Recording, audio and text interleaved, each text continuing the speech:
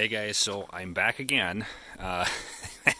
Picked up another Champion product. If you watch any of my videos, you'll see I got a snowblower. I purchased the snowblower and this chipper at the same time, but due to the pandemic and shipping delays, the chipper came a little late. So anyways, as you can see, there's some snow on the ground, but I still wanted to get out and make sure everything works on it and just test it here for a bit.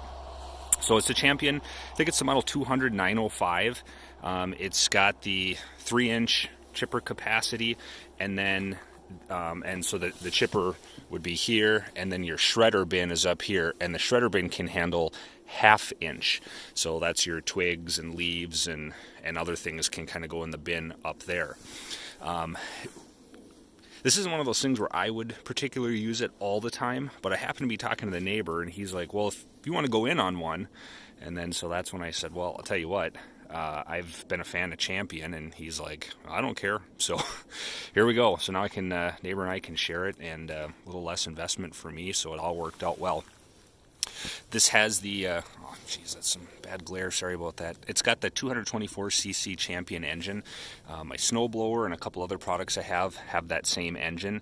So, you know, I can have spare air filters and other things sitting around, so that'll work out nice.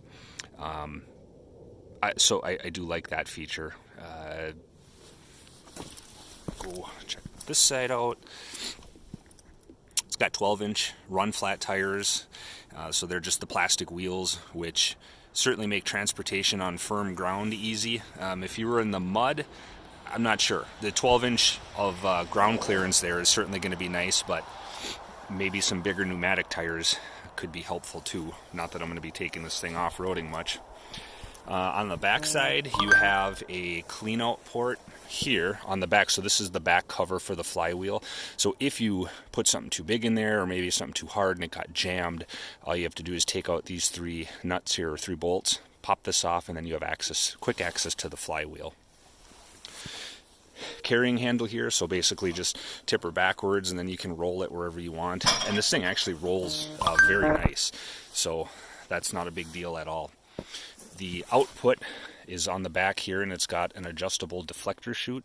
So right now I have it deflecting, so most of the debris is just going to come straight out here. It also comes with a 2-bushel bag. I'm kind of out in the country, and this is the side of my driveway here, and I really don't care if I get some chips in here, so I'm not going to use the bag right now, but I do think that bag would be nice, especially if you're in the city. You know, certainly you probably don't want to have your stuff flopping all over the place and making a huge mess, so that bag just attaches to right here, and then you can either haul it off to the landfill or use it in the garden bed for mulch. Assembly was very straightforward with this. It probably took, I don't know, 15-20 minutes tops. Just basically bolting on the chipper box there on the top, and then the chipper chute. The wheels just go right on some axles that are pre-installed, and then bolt the handle on, and off you go. This one doesn't come with oil. They do recommend 10W30.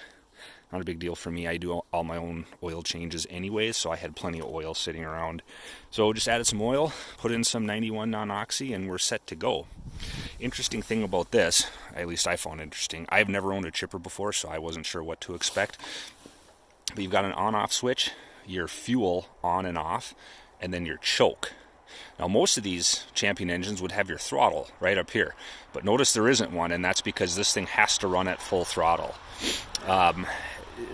That there's a huge flywheel in there down there actually, and then it's got 2 hardened steel chipper blades in there, and that flywheel just uses inertia and speed to chip and have all the power. So this thing's got to run at full bore, and when it starts up, there's quite a bit of tension here when you're starting this. So you know, you're not going to want to rip it over like you normally would a lawnmower or certainly a small engine. So be careful so you don't hurt your shoulder.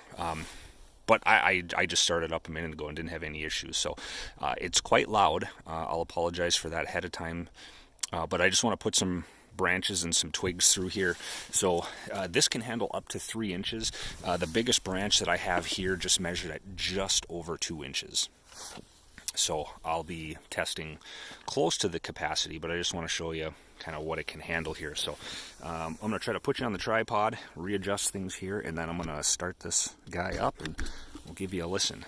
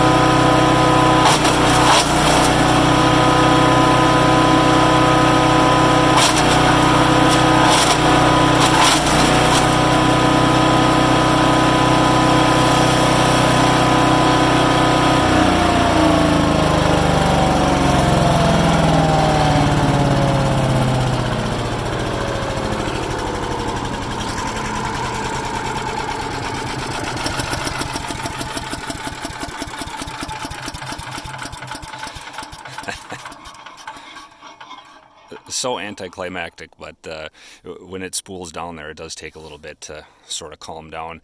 Wow. So that was my first time ever using a smaller chipper like this. I've used some giant industrial Vermeer chippers before that have auto feeds and, you know, probably are $80,000 brand new. What I found is that, as you could probably see, I put that first about 1.5 inch branch through there, and I was surprised at how quick the unit sucked it in and spit it out there. That was impressive. When I put in that second one, that was the bigger one that was just over 2 inches. You'll notice it kind of got jammed up there. And obviously, if you look at this, take a look at how gnarly and bendy and twisty and not straight that is. So what I learned is that obviously with a 3-inch maximum diameter, you got to have a pretty straight branch.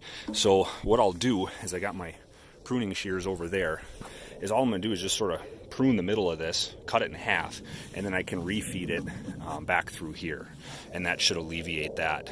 When I use the top bin here, I definitely had some 1/2 inch size branches. The bases of those were definitely 1/2 inch, and this guy had no problem sucking those down and spitting them out. I probably should have gloves on, and I think I will next time, just so I have a little bit more grip and a little better safety there. But yeah, this too is going to come in really handy for doing a lot of these smaller branches and twigs and limbs. And it doesn't matter if you got like this V-notch like that, because you've got such a big opening up here, that'll suck it right down. So I'm going to keep going here. I'm going to use this thing for a good few hours today. I will post some written comments and kind of give my final thoughts on everything, so you guys can see what I think about it. But so far so good. It's certainly going to make cleaning up all these shrubs and trees and branches and stuff that always hang over the driveway and scrape on the truck. It'll make cleaning up short work here. So anyways, hope you guys found this useful. If you have any questions, you can shoot them in the comments below, and I'll see if I can help out. Thanks. We'll see you next time.